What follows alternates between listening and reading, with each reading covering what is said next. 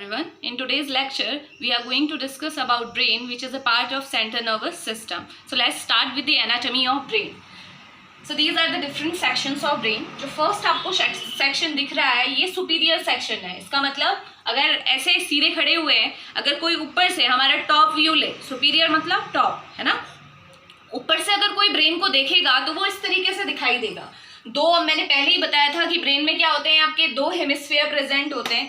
बीच में आपको centre line दिख रही है जो दोनों को क्या करेगी, डिवाइड करेगी. तो ये आपके क्या है, दो ब्रेन है. ऊपर से आप देखोगे तो यही एग्जैक्टली आपको दिखने वाला है. अब इसे मैंने जो ये डिफरेंट कलर से दिखाया है, ये क्या रिप्रेजेंट कर रहा है, लोब्स को. जो हम इससे प्रीवियस लेक्चर में जो सेंट्रल नर्वस सिस्टम का पार्ट 2 था, जिसमें हमने लोब्स ऑफ सेरेब्रम डिस्कस किए थे, उसमें हम देख चुके थे. हालांकि यहाँ पे मेंशन जरूर कर लेते हैं कि कौन कौन से ये लोब्स हैं. तो ये सबसे ऊपर जो ग्रीन कलर से दिख रहा है, ये क्या है आपका फ्रंटल लोब. ठीक है, सबसे पहला लोब फ्रंटल लोब. ये पार्ट जो ये वाला जो आपको बिल्कुल व्हाइट पोर्शन आपको दिख रहा है, हालांकि ये फ्रंटल लोब का ही पार्ट होता है, बट इसके फंक्शन अलग होते हैं, इसलिए मैंने इसे मेंशन नहीं किया है. यहाँ पे आपका मैंने जब आपको लोब बताया था, वहां पे मैंने बताया था कि आपका प्राइमरी मोटार एरिया होता है ना. दो एरियाज होते हैं, एक होता है प्राइमरी मोटार एरिया होता है, एक प्राइमरी एसोसिएटेड एरिया होता है, यानी कि दोनों ही मोटार फंक्शन के लिए रिस्पॉन्सिबल होते हैं. ये इसके बाद जो आपका ब्लू कलर का आपको पार्ट दिख रहा है, ये आपका कौन सा पार्ट है, कौन से लोब होता है, दूसरा पैराइटल लोब. ये जो रेड कलर का पोर्शन आपको दिख रहा है, ये कौन सा लोब है आपका, temporal lobe. And this black one है जो ये क्या है आपका, ऑसिपिटल लोब. तो ये चार लोब आपको दिखाई दे रहे हैं इस तरीके से. अगर ऊपर से देखोगे, सुपीरियर व्यू लोगे, तो ब्रेन आपको इस तरीके का दिखाई देगा. इंडिविजुअल इसमें लोब आप डिफरेंशिएट कर सकते हो जब ऊपर से आप देख रहे हो. और मिडिल एरिया मैं बता चुकी हूँ, ये मोटार एरिया है. इसे मैं यहाँ पे लिख देती हूँ. ये पूरा क्या है आपका मोटार एरिया. ठीक है, मोटार एरिया आपको पता है. एक एरिया क्या होता है, प्राइमरी मोटार एरिया, जहां से आपकी अगर ब्रेन को कोई मैसेज मिला है और ब्रेन जो इम्पल्स जहां से बननी स्टार्ट होती है, वो प्राइमरी एरिया होता है. और उस इम्पल्स को जो वो मोटार फंक्शन आ रहे हैं, उसे आगे को एम्पलीफाई करने का काम किसका होता है, आपका सेकेंडरी मोटार एरिया का होता है. वो ये वाला हिस्सा है. ठीक है, तो ये चार लोब आपको दिख रहे हैं. ये तो तब था जब आपने ब्रेन को कहाँ से देखा, ऊपर से देखा, सुपीरियर सेक्शन देखा. अब देखो, अगर ब्रेन को तुम साइड से देखते हो, अभी मैं ऐसे खड़ी हूं, अगर इस साइड से आप ब्रेन को देखेंगे तो वो कैसा दिखाई देगा, ऐसे. ठीक है, ये कैसे था जब ऊपर से देखा. ये क्या है आपका, जब आप लेटरल व्यू ले रहे हो, तो ये कौन सा है आपका, मेंशन कर लीजिए इसमें ना, लेटरल व्यू. वो आपका सुपीरियर व्यू था, ये लेटरल है. साइड से अगर आप ब्रेन को देखते हो तो वो ऐसा दिखाई देगा. ठीक है, यहाँ पे ये आपका ऑब्वियसली सेम वही है. ये वाला ग्रीन कलर का जो है, ये फ्रंटल लोब है. ठीक है, ये ब्लू कलर का ये जो दिख रहा है, ये आपका क्या है, पैराइटल लोब है. टेम्पोरल लोब ये रहा आपका. और ऑसिपिटल लोब कहाँ है आपका, ऑसिपिटल लोब है यहाँ. ठीक है, तो ये देखिए इस तरीके से आपको ब्रेन दिखाई देगा जब आप लेटरली देखोगे. ऊपर से देखा था ऐसा था, अब आपने लेटरली देखा, तो लेटरल देखोगे तो देखो एक ही पार्ट दिखाई देगा. मैंने बताया था आपको दो हेमिस्फीयर होते हैं. मैं ऐसे खड़ी हूं, यहां से आपको मेरा केवल इस साइड का हेमिस्फीयर, जो कि कौन सा है मेरा, लेफ्ट हेमिस्फीयर दिखाई देगा. राइट हेमिस्फीयर नहीं दिखाई देगा. तो ये आपका क्या है, ये केवल एक हेमिस्फीयर दिखाई दे रहा है. ठीक है, ये मान लीजिए ये मेरा कौन सा हेमिस्फीयर है, मेरा राइट हेमिस्फीयर है. तो ये आपका क्या हुआ, ये लेटरल व्यू है. अब लेटरल व्यू में आप ये देखो कि अगर ये तो आपका क्या है, ब्रेन का पूरा पार्ट हो गया. ये सेरेब्रम है आपका. यहां से साइड से आपको ये जो दिख रहा है, ये कौन सा पार्ट है, ये है आपका सेरिबेलम. ठीक है, ये आपका क्या है, सेरिबेलम पार्ट है. इस तरीके से इसमें ग्रूव्स होते हैं आपके. ठीक है, अब आपको जो नीचे की ओर आते हुए आपको दिख रहा है, हालांकि मिड ब्रेन यहीं पे होता है कनेक्टेड. ये वाला पार्ट जो है आपका, ये है मिड ब्रेन. ये सारे ब्रेन के पार्ट हैं जो हमें इंडिविजुअली डिस्कस करने हैं. फिर इससे नीचे वाला जो हिस्सा आपको दिख रहा है, ये है आपका पॉन्स. और फिर इससे नीचे जो आ रहा है, ये है आपका मेड्यूला ऑब्लंगाटा. ठीक है, ये आपके पार्ट्स आपको दिख रहे हैं. जब आप साइड से देखते हो तो आपको ये हिस्से दिखाई देते हैं, ब्रेन के ये पार्ट दिखाई देते हैं.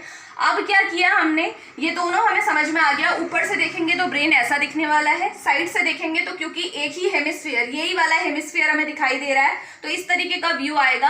अब देखिए अगर इसको कट कर देते हैं, ये जो आपको दिख रहा है अगर इसे इस तरीके से कट किया जाए, इसे क्या बोलते हैं, जब इस तरीके से आप कट करेंगे तो वो क्या होगा आपका, जब आप ट्रांसवर्स आप सेक्शन दिखाते हैं तो देखिए कैसा दिखाई देगा। इसको आप ओपन करके देखो, अंदर से आपको ये स्ट्रक्चर दिखाई देगा। जब आप इसे ओपन करोगे, ये मेरा हेमिस्फीयर है, अगर इसे हम हल्की सी भी इसकी इस तरीके से स्लाइस, ऐसे अगर स्लाइस काट के देखते हैं तो ये व्यू हमें दिखाई देगा। तो ये देखते हैं इसमें क्या क्या पार्ट्स हमें दिखाई देंगे, कौन कौन से न्यूक्लियाई हमें दिखाई देंगे। ठीक है, पहली बात, जब हम ऐसे कट करते हैं तो इसके अंदर के वेंट्रिकल्स हमें दिखाई देते हैं, जो कि ब्रेन के वेंट्रिकल हम पहले भी डिस्कस कर चुके हैं। ये वाला जो पार्ट आपको दिख रहा है, ये वाला पार्ट क्या है आपका, कौन सा वेंट्रिकल होता है, ये लेटरल वेंट्रिकल है ना। ये वाला पार्ट, ये क्या है, ये कौन सा वेंट्रिकल है, ये है आपका, मैं ऐसे लिख रही हूँ, थर्ड वेंट्रिकल। ठीक है, ये आपका क्या है, थर्ड वेंट्रिकल है।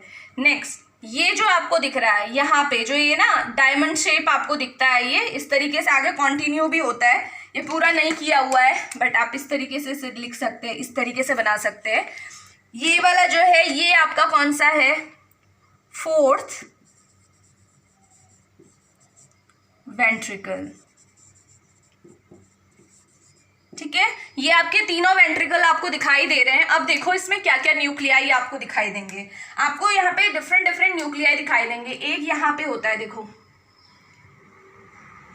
एक जो ये न्यूक्लियाई तुम्हें दिखाई दे रहा है, कहाँ पे दिखाई दे रहा है, जहाँ पे लेटरल वेंट्रिकल है, यानी कि थर्ड वेंट्रिकल के पास पे ही है।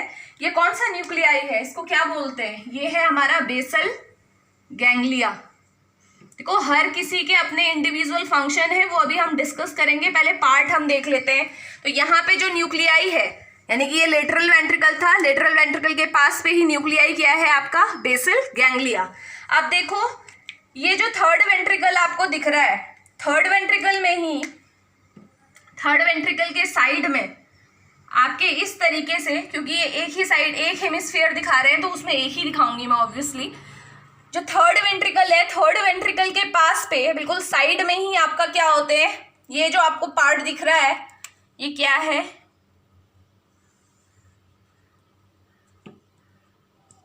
ये है आपका थैलेमस। बहुत इंपॉर्टेंट पार्ट है थैलेमस, ये आपको दिख रहा है। तो ये आपका थैलेमस है। अब देखिए थैलेमस के थोड़ा सा नीचे यहाँ पे जो ये हिस्सा आपको दिख रहा है, ये वाला पार्ट, इसे मैं ग्रीन कलर से कर देती हूँ, ये वाला। ठीक है, ये वाला क्या है, ये पार्ट क्या है, ये है आपका, काम करते हैं इसे यहाँ से हटा देते हैं,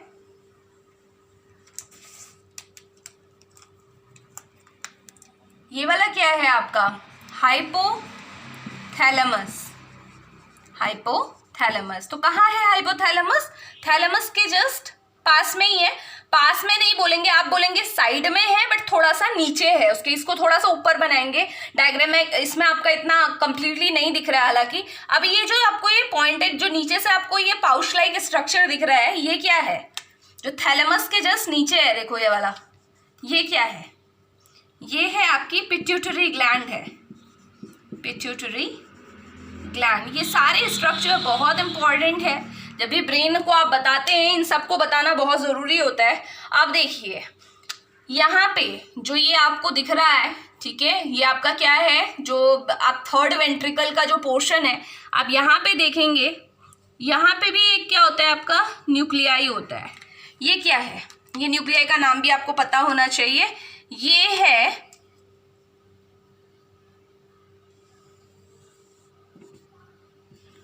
अमाइगडेला। अब इस सब के फंक्शन हम देखेंगे क्या है, अमाइगडेला। ठीक है, अमाइगडेला के नीचे आप देखोगे जस्ट यहाँ पे मिड ब्रेन होता है, मिड ब्रेन के टॉप में ही आपका एक स्ट्रक्चर होता है। हालांकि ये टेम्पोरल लोब के पास पे स्ट्रक्चर इसे माना जाता है। कौन सा स्ट्रक्चर आपको दिख रहा है, ये कौन सा न्यूक्लियाई है, ये है आपका very important hippocampus. Hippocampus campus. ठीक है, तो ये आपके क्या है, कुछ न्यूक्लियाई हैं जो प्रेजेंट होते हैं आपके जब आप क्या करते हैं, जब आप ब्रेन आप साइड से देख रहे हैं, इस साइड से अगर आप ब्रेन को देख रहे हो और इस तरीके से अगर आपने क्या किया, सेक्शन कट किया, तो आपको जो दिखेगा वो हिस्सा ये है और उसमें आपको क्या क्या चीजें दिखेंगे, आपको वेंट्रिकल्स क्लियरली दिखाई देंगे, उसमें प्रेजेंट न्यूक्लियाई आपको क्लियरली दिखाई देंगे और हर किसी का इंडिविजुअल अपना अपना फंक्शन होता है। तो ये आप देख रहे हैं, तो ये एक आपका ये रहा। इसके बाद अभी हम डिस्कस करेंगे इसे जरूर आगे। अब इसके बाद देखिए, आप अगर सुपीरियर से जब आप देख रहे थे, ये कौन सा सेक्शन था, ये वाला सेक्शन क्या था, जब आपने क्या किया, सजाइटल सेक्शन कट किया था तो आपको इस तरीके से दिखाई देता था। इसको क्या बोलते हैं, सजाइटल व्यू या सेक्शन भी बोल सकते हो। ठीक है, सजाइटल व्यू है ये, यानी कि जब आपने इसे ऐसे कट किया था, ठीक है, ये तब आपको दिखा। अब आ जाइए, अगर इसको आप कट करते हैं, अगर आपका ये है, आपका सुपीरियर जो दिख रहा है आपको, आप इसे इस तरीके से ट्रांसवर्स कट करते हैं तो आपको ऐसा स्ट्रक्चर दिखाई देगा। ठीक है, ये स्ट्रक्चर में देखो आपको क्या क्या चीजें क्लियरली दिखाई दे रही हैं। ये जो आपको दिख रहा है, देखो ब्लू कलर के जो ये पार्ट्स आपको दिख रहे हैं, ये वाला, ये दोनों एक ही है। ये क्या है आपका, ये है आपका लेटरल वेंट्रिकल,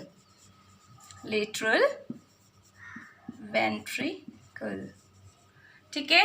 इसके देखो दोनों के बीच में जो आपको ये सिंपल एक ब्लू कलर का दिख रहा है, ये क्या है, ये है आपका थर्ड वेंट्रिकल। इसीलिए मैंने पहले भी बोला था, प्रीवियस लेक्चर्स में हमने डिस्कस किया था, लेटरल वेंट्रिकल कितने होते हैं, 2 होते हैं। ये क्यों दोनों ऐसे सेक्शन में दोनों क्यों दिखाई दे रहे हैं, क्योंकि दोनों हेमिस्फीयर हैं। देखो, अगर दोनों हेमिस्फीयर आप देखोगे तो आपको दोनों लेटरल वेंट्रिकल दिखाई दे रहे हैं, लेकिन इस वाले केस में देखो केवल एक हेमिस्फीयर हमने लिया हुआ है, इसीलिए एक ही लेटरल वेंट्रिकल हमें दिखाई दे रहा है, दूसरा वाला नहीं दिखाई दे रहा है। तो यहां से देखो, ये तुम्हें क्लियरली समझ में आ जाएगा, ये 2 लेटरल वेंट्रिकल हुए, सेंटर में आपका थर्ड वेंट्रिकल है, एंड हो रहा है डायमंड शेप जो है आपका, ये क्या है आपका फोर्थ वेंट्रिकल। ठीक है, इस तरीके से। और ये देखो इनके साइड में, यहाँ पे एक स्ट्रक्चर मैं आपको बना के दिखा देती हूँ, जहां पे ये आपको थर्ड वेंट्रिकल दिख रहा है ना, इस तरीके से अगर आप, मैं थोड़ा सा इसे वो कर रही हूँ, कवर करके दिखाने की कोशिश कर रहे हैं। ये वाला जो एरिया होता है ना थर्ड वेंट्रिकल, इसके दोनों साइड में, मैंने बताया था आपको, इसके दोनों साइड में क्या होता है आपका, थैलेमस होता है। ये जो दिख रहा था ना आपको, ये जो आपको यहाँ पे रेड कलर से मैंने दिखाया हुआ है, एक थैलेमस ये दिख रहा है, ठीक है, एक इसके दूसरे हाफ के पास होगा। तो यहाँ देखो, यहाँ क्लियरली दिख रहा है, ये एक थैलेमस यहाँ, एक थैलेमस यहाँ है। तो ये ग्रीन कलर से जो मैंने दिखाया है, ये क्या है, थैलेमस। तो थैलेमस कहाँ होते हैं, थर्ड वेंट्रिकल के दोनों साइड में, है ना। और नीचे क्या है आपका, जो आपका अगर थर्ड वेंट्रिकल कहाँ पे है आप बोलेंगे, तो इसके जस्ट नीचे आपका मिड ब्रेन आता है। ठीक है, ये फोर्थ वेंट्रिकल दिख रहा है, हालांकि ये आपका साइड में रहेगा, अदरवाइज इसके नीचे जो प्रोपोर्शन आता है उसे हम बोलते हैं मिड ब्रेन बोलते हैं। तो मैंने पहले भी आपको बताया था, अगर आप इस तरीके से खड़े हैं, ठीक है, अगर जिस तरीके से अभी मेरी पोजीशन है, अगर नीचे जो फ्लोर है अगर वो मिड ब्रेन है, तो ऊपर क्या खड़ा हुआ है उसके, क्या है, जो आपका थर्ड वेंट्रिकल है। अगर ये थर्ड वेंट्रिकल, मान लीजिए मैं थर्ड वेंट्रिकल हूं, तो मेरे दोनों साइड में इस तरीके से क्या होंगे, आपके थैलेमस होंगे। तो ध्यान रखिएगा, फ्लोर मिड ब्रेन है, मिड ब्रेन के जस्ट ऊपर क्या है आपका, थर्ड वेंट्रिकल है। थर्ड वेंट्रिकल के इस तरीके से दोनों साइड में क्या है, आपके थैलेमस है। तो ये देखिए, फ्लोर होगा आपका मिड ब्रेन, यहाँ पे जो हिस्सा होगा वो मिड ब्रेन है, मिड ब्रेन के ऊपर क्या है आपका, थर्ड वेंट्रिकल है, और इसके दोनों साइड में देखो ग्रीन कलर से जो दिख रहे हैं वो क्या है, आपके थैलेमस है। अपार्ट फ्रॉम थैलेमस, यहाँ पे एक और स्ट्रक्चर आपको बहुत क्लियरली दिखाई दे रहा है, ये जो रेड कलर के आपको पीसेस दिखाई दे रहे हैं एग्जैक्टली, ये क्या है, ये है आपके कॉर्डेट न्यूक्लियस। क्या है, कॉर्डेट न्यूक्लियस। ठीक है, ये कॉर्डेट न्यूक्लियस का हेड पोर्शन रहता है, ये बॉडी है, ये टेल है, जो 3 आपको पॉइंट दिखाई दे रहे हैं, ये कॉर्डेट न्यूक्लियस है। आप देखते हैं, आप देखो ये नीचे से देखो, आप ये पीछे जो आपको दोनों साइड ये ब्लैक कलर से दिख रहा है ना, ये क्या है, ये कुछ नहीं, देखो ये जो पार्ट है ना सेरेब्रम, अभी ऐसे व्यू देख रहे हो तो आपको क्या लग रहा है, इतना ही हिस्सा है ये, लेकिन ऐसा होता नहीं है। सेरेब्रम क्या है, इसके पीछे है, देखो अब आपको इसमें क्लियरली दिख रहा है। अगर ये आपका दोनों हेमिस्फीयर है तो ये इसके पीछे है, तो ये आपका क्या है, सेरेब्रम। इसको हाइंड ब्रेन भी बोलते हैं, ठीक है। सेरेब्रम जो कि पोस्चर और बैलेंस मेंटेन करने का काम करता है। तो सेरेब्रम कहाँ है? बैक साइड में है, जहाँ पे आपका पॉन्स है, पॉन्स के जस्ट बैक साइड में क्या रहता है? आपका सेरेब्रम रहता है। तो ये आपके सेक्शंस हैं जिसके थ्रू आप समझ सकते हैं कि ब्रेन आपका, अगर आप सुपीरियर देखते हो तो आपको कौन कौन से पार्ट उसमें दिखाई देंगे। ऑब्वियसली आपको लोब ही दिखाई देंगे। उसका जब आप ट्रांसवर्स कट करोगे तो आपको, हाँ, जब ऐसे कट करोगे तो क्या होगा? अगर इसकी ऐसी स्लाइस आपने कट की तो आपको दोनों हेमिस्फेयर्स दिखाई देंगे, राइट एंड लेफ्ट बोथ, है ना। और उसके अंदर आपको क्लियरली लेफ्ट वेंट्रिकल भी दिखेगा, सॉरी लेटरल वेंट्रिकल दिखेगा, थर्ड वेंट्रिकल दिखेगा, फोर्थ वेंट्रिकल दिखेगा, है ना, सो ऑन। नीचे भी आपके स्ट्रक्चर आपको दिखाई देंगे। जबकि आप अगर साइडवेज से देखते हो तो आपको आपका ब्रेन ऐसे दिखाई देने वाला है, जिसमें केवल एक हेमिस्फीयर आपको दिखाई देगा। और जब आप इसको ऐसे जब आप इसका सिजाइटल कट करते हो, सिजाइटल व्यू आप देखते हो, तो आपको ब्रेन के अंदर के आपके जो ये वाला हेमिस्फीयर है, इसके अंदर के स्ट्रक्चर्स दिखने स्टार्ट हो जाएंगे। तो आपको ये सारे स्ट्रक्चर उसके अंदर विजिबल होंगे। तो यहाँ तक आपको समझ में आना चाहिए। अब एक देखो, एक काम करते हैं, वन बाय वन आप देखिए, सबके फंक्शंस आप देख लीजिए। अब आपने ये देख लिया कि कौन सी चीज कहाँ पे प्रेजेंट है। तो मैं इस पोर्शन को मैं हटाने वाली हूँ, तो इसलिए यहाँ के पहले डिस्कस कर लेते हैं हम।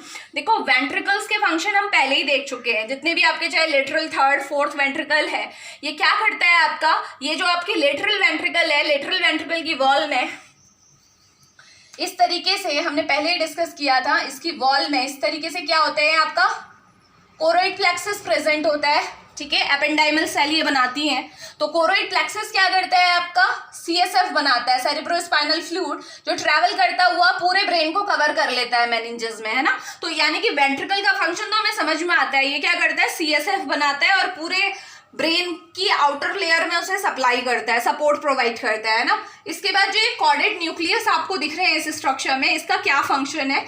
तो कॉर्डेड न्यूक्लियस बेसिकली क्या करते हैं, ये आपकी जितनी भी आप बोलते हैं कि आपकी जो लर्निंग प्रोसेस है उसके लिए रिस्पॉन्सिबल होता है कॉर्डेड न्यूक्लियस। तो इस चीज को आप ध्यान रखेंगे।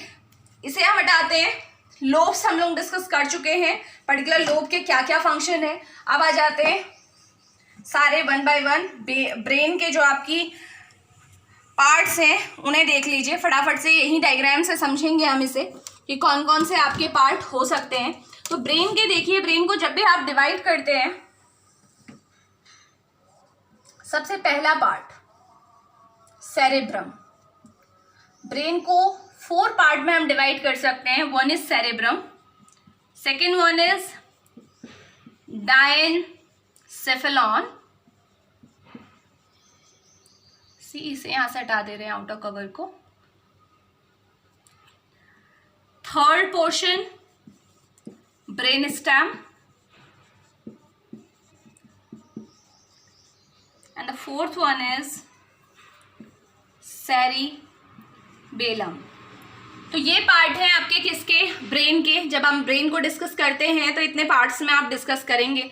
फर्स्ट आ जाइए सेरेब्रम में। देखो सेरेब्रम कौन सा पार्ट है, ये जो आपको पूरा पार्ट दिख रहा है ये सेरेब्रम ही है, जिसमें आपके लोब्स प्रेजेंट होते हैं। 4 लोब्स जो हमने इससे प्रीवियस लेक्चर में डिस्कस किए थे, वो 4 के 4 लोब किसके हैं, सेरेब्रम के हैं। और हर लोब का आपने इंडिविजुअल फंक्शन देखा था। तो आप यहाँ पे सेरेब्रम में क्या चीज डिस्कस करेंगे, यहाँ पे आपका जो आएगा वो लोब्स होंगे, ठीक है। आप बताएंगे कि ये 4 टाइप के लोब्स हैं, ठीक है। इंडिविजुअल उनके फंक्शंस आप बता सकते हैं कि फ्रंटल लोब का काम क्या होता है, मोटार फंक्शन को कोऑर्डिनेट करता है। आपकी थिंकिंग, लर्निंग, हर चीज के लिए रिस्पॉन्सिबल कौन सा होता है, आपका फ्रंटल लोब होता है। पैराइटल लोब का क्या काम होता है, सेंसेशन को लेने का। कोई भी चीज आप सेंस कर रहे हैं, आपकी बॉडी से कोई भी मैसेज आ रहे हैं अगर सेंस ऑर्गन के थ्रू, चाहे वो टच है, चाहे पेन है, स्मेल है, वो कहाँ पे फील होती है, पैराइटल लोब में। ऑसिपिटल लोब में कौन सी इंपल्सेस आती हैं, जो आपकी आई साइट देखने के लिए रिस्पॉन्सिबल है, विजन के लिए रिस्पॉन्सिबल है। टेम्पोरल लोब में ये रेड कलर से जो आपको दिख रहा है यहाँ पे, ये किस चीज के लिए रिस्पॉन्सिबल होता है, ये ऑडिटरी फंक्शन के लिए रिस्पॉन्सिबल होता है। आप किसी मेरा बोला हुआ अगर आप सुन पा रहे हैं तो ये आपका ऑडिटरी लोब है जो ये कर रहा है, आपका बेसिकली टेम्पोरल लोब। साथ ही साथ आप जो बोलते हैं, जो स्पीच आप क्या कर रहे हैं, जो आपकी बॉडी में, आपके ब्रेन में जो लैंग्वेज प्रोसेस हो रही है, अगर मैं कुछ बोल रही हूँ, मेरी लैंग्वेज आपकी ब्रेन तक जा रही है, आप उसे प्रोसेस कर पा रहे हैं, तो वो जो वर्निक एरिया होता है वो भी यहीं पे होता है। जो ये वाला आपको पार्ट दिख रहा है, ये वर्निक एरिया यहाँ पे होता है। तो ये आपके क्या है, जो लोब्स है, आप वो प्रीवियस लेक्चर आपके लिए देखना बहुत जरूरी है। तो सेरेब्रम हमने वहीं पे कवर कर लिया था। तो सेरेब्रम आपका यही वाला पार्ट है जिसमें आपके 4 लोब्स प्रेजेंट होते हैं। इंडिविजुअल फंक्शंस मैं पहले बता चुकी हूँ आपको। नेक्स्ट जो हमें देखना है वो है डायनसेफेलॉन। देखो डायनसेफेलॉन के अंदर 2 पार्ट आते हैं, आपके ब्रेन के 2 पार्ट हैं। देखो कौन कौन से हैं। One is hypothalamus and the second one is thalamus. ये 2 पार्ट्स हैं जो डायनसेफेलॉन के पार्ट हैं। देखिए कहाँ पे थे, ये जो आपको दिख रहा है रेड कलर का राउंड पोर्शन, ये वाला, ये क्या है, थैलेमस है। और ये जो ग्रीन कलर से दिख रहा है, ये क्या है, हाइपोथैलेमस है। तो देखो थैलेमस का काम क्या होता है, थैलेमस क्या करता है, एक्ट करता है एज ए रिले स्टेशन। अगर आपके ब्रेन, आपके नीचे स्पाइनल कॉर्ड से बॉडी के किसी भी पार्ट से कोई मैसेज ब्रेन को जा रहा है, तो वो थैलेमस में रुक के जाता है। जैसे स्टेशंस होते हैं ना, गाड़ियां जाती हैं तो रुकते हुए जाती हैं स्टेशंस में, तो वैसे ही जब भी आपकी बॉडी से कोई भी इंपल्स आएगी या कोई भी मैसेज आएगा, तो फर्स्ट वो क्या करेगा, थैलेमस में रुक के फिर कहाँ जाएगा, कॉर्टेक्स पार्ट में जाएगा, जो कि ये आउटर पार्ट है आपका कॉर्टेक्स, जहां से आपकी मैसेज आपका जनरेट होगा, जो भी ब्रेन को रिस्पॉन्ड करना है वो रिस्पॉन्ड करेगा। तो थैलेमस का काम बिल्कुल क्लियरली समझ में आता है कि थैलेमस का काम क्या है, ये एक्ट करता है as a relay station. Second देखिए आप हाइपोथैलेमस में आ जाइए। हाइपोथैलेमस का क्या काम है, थैलेमस का समझ में आता है कि ये रिले स्टेशन की तरह काम करता है। बहुत टाइम हमारे जो मूवमेंट्री कंट्रोल होते हैं, आई बॉल के मूवमेंट के लिए, हाँ ये पार्ट जरूरी होता है आपका थैलेमस में, क्योंकि इसके कुछ न्यूरॉन्स यहाँ पे जाते हैं। नेक्स्ट आपके पास जो हाइपोथैलेमस है, हाइपोथैलेमस का क्या काम है, हाइपोथैलेमस देखो आपके ब्रेन का बहुत इंपॉर्टेंट पार्ट है, क्योंकि आपकी जितनी भी बॉडी में जितनी भी एक्टिविटीज होती हैं, चाहे आपका हार्मोनल कंट्रोल है, ठीक है, जितने भी हार्मोन्स आपकी बॉडी में बनते हैं, आपको पता है थायराइड हार्मोन है T3 T4, आपका इंसुलिन है, ग्लूकागोन है, आपके सेक्स हार्मोन्स हैं, ये सारे के सारे हार्मोन्स क्या होते हैं, बहुत ज़रूरी होते हैं आपकी पूरी नॉर्मल फिजियोलॉजी के लिए। और अगर किसी भी वजह से इन हार्मोन्स का लेवल आपकी बॉडी में डाउन जा रहा है, कम होता जा रहा है, तो कौन इसको रेगुलेट करता है, तो वो कौन सा पार्ट है जो इसे रेगुलेट करता है, वो क्या है आपका हाइपोथैलेमस। तो सबसे इंपॉर्टेंट फंक्शन इसका क्या हुआ, ये हमारी बॉडी में हार्मोनल कंट्रोल करता है, जितने भी हार्मोन्स हमारी बॉडी में हैं उन्हें कंट्रोल करने का काम करेगा।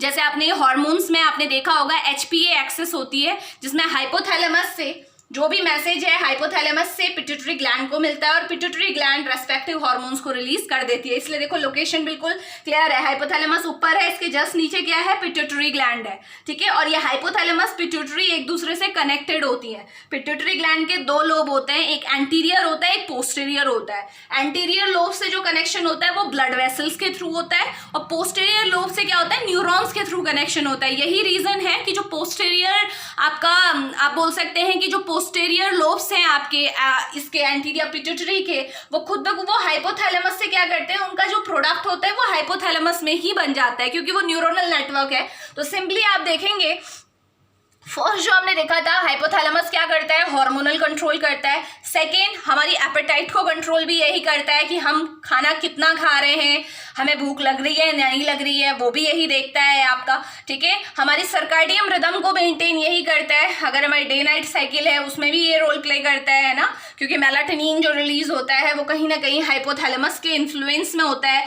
बॉडी टेम्परेचर को कंट्रोल करने का काम इसी का होता है। जब हमें फीवर आता है, और फीवर आने की वजह से आप देखते हो आपकी बॉडी का टेम्परेचर एकदम से बढ़ता है, क्योंकि टेम्परेचर रीसेट हो जाता है। वो क्यों होता है, क्योंकि आपकी बॉडी आपको बताना चाह रही है कि कोई ना कोई फॉरेन पार्टिकल आपकी बॉडी में एंटर किया है, इसीलिए हाइपोथैलेमस एकदम से क्या कर देता है, आपके बॉडी के टेम्परेचर को रीसेट कर देता है। टेम्परेचर बढ़ गया तो क्या हुआ, फीवर आ गया। फीवर आएगा तभी तो आपको पता लगेगा कि कुछ ना कुछ बॉडी के साथ प्रॉब्लम हुई है। तो यही कारण है हाइपोथैलेमस आपके बॉडी के टेम्परेचर को भी रेगुलेट करता है।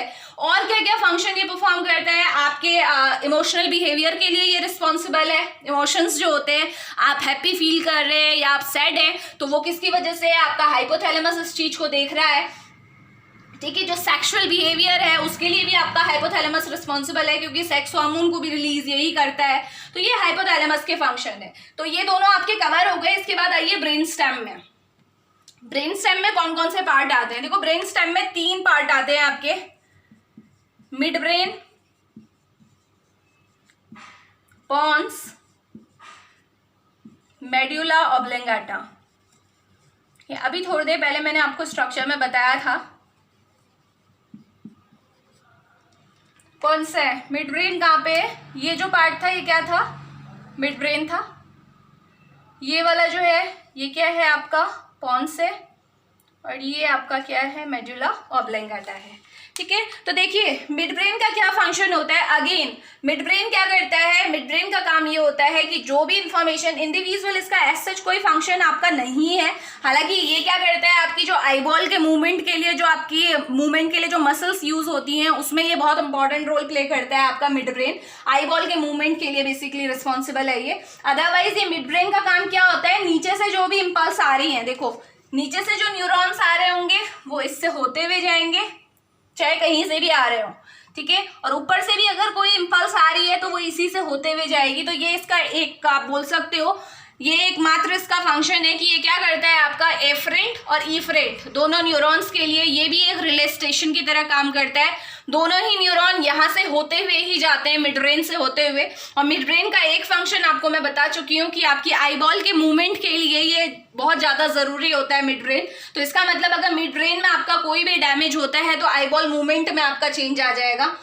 नेक्स्ट आपका आता है पॉन्स। पॉन्स आपका कौन सा पार्ट है? मिड ब्रेन के जस्ट नीचे वाला पार्ट क्या है? पॉन्स है। और पॉन्स के जस्ट पीछे आपका क्या होता है? सेरिबेलम होता है। याद रखिएगा, यहाँ पे आपका स्ट्रक्चर मैंने पहले ड्रॉ किया हुआ था। ये जो सेरिबेलम है ये पॉन्स के क्या होता है? जस्ट पीछे होता है आपका। तो पॉन्स का काम क्या होता है? पॉन्स बेसिकली आपका रेस्पिरेटरी कंट्रोल में बहुत इंपॉर्टेंट रोल बना लेता है। पॉन्स में देखो 2 सेंटर प्रेजेंट होते हैं, एक होता है आपका न्यूमेटैक्सिक सेंटर, एक होता है एपिनॉस्टिक सेंटर।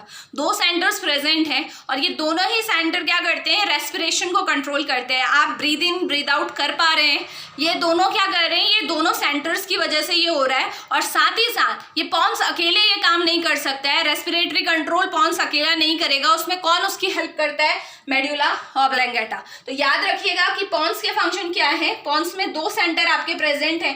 कौन कौन से सेंटर हैं? एक तो है न्यूमोटॉक्सिक सेंटर, एक है एपिनॉस्टिक सेंटर। और ये दोनों ही सेंटर क्या करते हैं? रेस्पिरेशन में आपका इंपॉर्टेंट रेस्पिरेटरी सेंटर है बेसिकली, तो ब्रीदिंग को कंट्रोल करते हैं। Now next one is medulla oblongata. Medulla oblongata क्या करता है? ये बहुत ही मल्टीपल रोल प्ले करता है।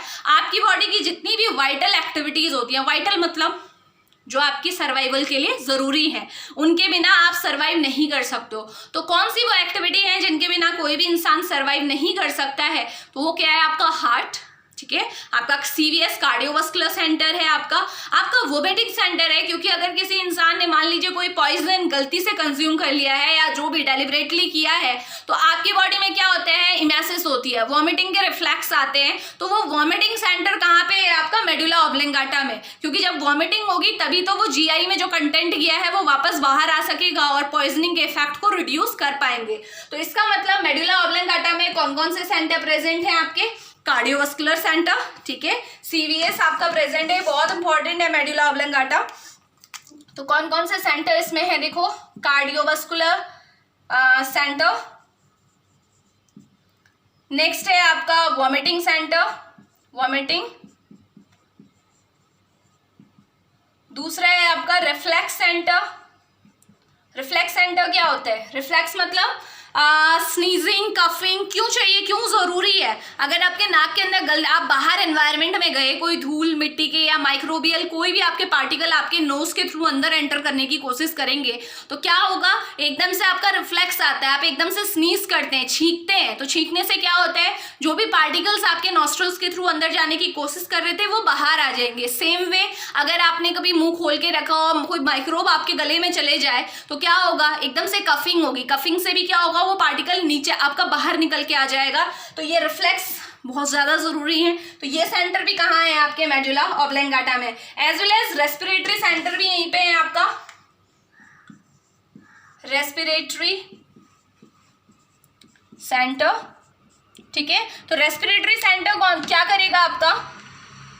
रेस्पिरेटरी सेंटर देखो मैंने पहले ही बताया था आपको कि पॉन्स में 2 सेंटर तो होते हैं, ठीक है। पॉन्स जो आपका पहला वाला पार्ट था इसमें क्या थे, एपिनोस्टिक और न्यूमेटॉक्सिक 2 सेंटर्स थे, लेकिन साथ ही साथ जो मेन रेस्पिरेटरी सेंटर है वो कहाँ पे है, मेडुला ऑब्लंगाटा में। तो इसीलिए मैंने बोला था कि पोन्स अकेला रेस्पिरेशन को कंट्रोल नहीं कर सकता है, किसकी हेल्प से करेगा, मेडुला ऑब्लंगाटा की हेल्प से। तो आप देख रहे हैं आपकी बॉडी के जितने भी वाइटल सेंटर हैं जो आपके लिए बॉडी के लिए बहुत ज्यादा जरूरी हैं, वो कहाँ पे है, मेडुला ऑब्लंगाटा में। और अब बताइए अगर किसी का मेडुला ऑब्लंगाटा डैमेज होता है तो क्या होगा, क्या होगा, ये सारी एक्टिविटीज आपकी क्या हो जाएंगी, रुक जाएंगी। अगर कार्डियोवास्कुलर सेंटर आपका हार्ट काम करना बंद कर दे तो ultimately it will lead to death, है ना। तो ये आपका मेडुला ऑब्लंगाटा है आपका, और ये तो थे ब्रेन स्टेम के पार्ट। लास्ट आता है सेरिबेलम। सेरिबेलम कौन सा पार्ट है, ये पार्ट जो कि जस्ट आपका जो पोन्स होता है आपका, ये पोन्स है आपका, ये वाला पार्ट पोन्स के जस्ट पीछे होता है, इसीलिए हाफ आपको दिख रहा है, क्योंकि इसका पूरा पोर्शन अभी आपने एक डायग्राम यहाँ पे मैंने ड्रॉ किया था, उसमें आपने देखा था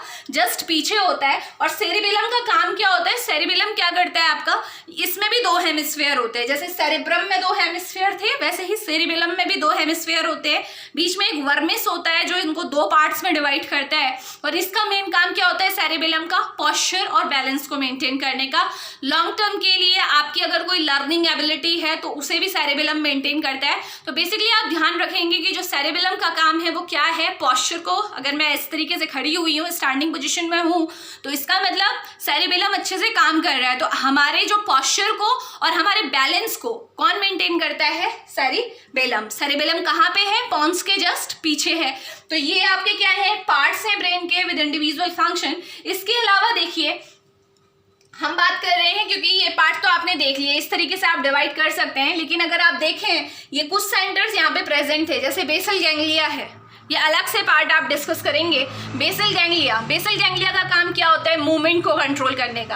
आपकी बॉडी के जो आपके वॉलंटरी मूवमेंट होते हैं उन्हें कौन कंट्रोल करता है, बेसल गैंग्लिया। इसीलिए आपने देखा होगा कि अगर किसी भी इंडिविजुअल को पार्किंसन डिजीज होती है, पार्किंसन डिजीज में क्या होता है, बेसल गैंग्लिया के न्यूरॉन डैमेज हो जाते हैं। तो बेसल गैंग्लिया का काम क्या था, मूवमेंट को कंट्रोल करना।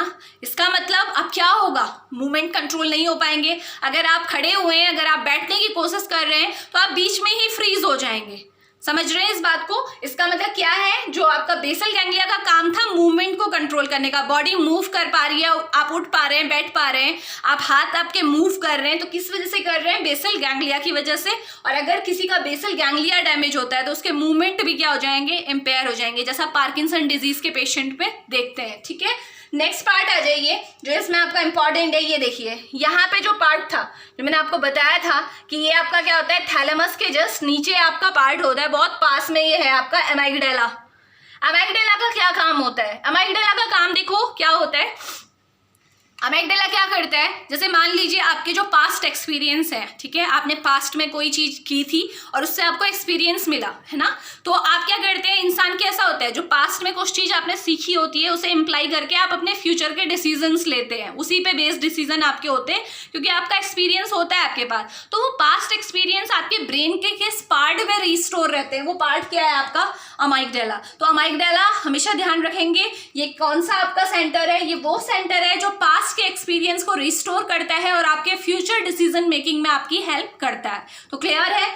अब देखिए अमाइगडाला के जस्ट नीचे मिड ब्रेन के फ्लोर पे, जहां पे मिड ब्रेन होता है, मिड ब्रेन के टॉप में एक और आपका न्यूक्लियाई आपको दिख रहा है, ये रेड कलर का न्यूक्लियाई, ये अमाइगडाला था, ये आपका क्या है, हिप्पोकैम्पस। तो हिप्पोकैम्पस का क्या काम है, देखो हिप्पोकैम्पस बेसिकली आपकी ब्रेन का वो पार्ट है, मिड ब्रेन के जस्ट थोड़ा सा ऊपर वाले फ्लोर में ये होता है आपका, लगभग टेम्पोरल लोब के बेस में आप इसे बोल सकते हैं। इसका काम क्या होता है, ये लर्निंग और मेमोरी के लिए रिस्पॉन्सिबल होता है। आपने कोई चीज आज पढ़ी, आपको अगर वो लंबे टाइम तक आपके दिमाग में बैठ रही है, आप उसे लर्न कर पा रहे हैं, मेमोराइज कर पा रहे हैं, तो वो किसकी वजह से है, हिप्पोकैम्पस की वजह से है। और जो अल्जाइमर डिजीज होती है, अल्जाइमर डिजीज सबको पता है, शॉर्ट टर्म मेमोरी लॉस है ना। शॉर्ट टर्म मेमोरी लॉस में क्या होता है, इंसान क्या करता है, अगर उसे 15 मिनट वो एक कुछ लोगों के बीच में रह रहा है तो उसे वो टाइम ड्यूरेशन की बातें याद रहती है, बट 15 मिनट बाद उसकी टोटल क्या हो जाता है, मेमोरी लॉस हो जाता है। जैसे आपने देखा होगा गजनी मूवी में है ना, आमिर खान को जो प्रॉब्लम थी वो क्या थी, हिप्पोकैम्पस की वजह से अल्जाइमर डिजीज हो गया। तो अल्जाइमर डिजीज में क्या होता है, क्योंकि ये लर्निंग और मेमोरी के लिए ज़रूरी है, आप अगर किसी चीज़ को याद कर पाते हैं तो वो आपके हिप्पोकैम्पस की वजह से है, और अगर ये डैमेज हो गया तो आपको चीज़ें याद नहीं रहेंगी। तो ये आपके कुछ पार्ट्स थे जो इम्पॉर्टेंट थे। तो इस तरीके से ये पूरा आपका ब्रेन कवर होता है। तो इसे आप रिवाइज कीजिए। मिलते हैं नेक्स्ट लेक्चर में। Thank you.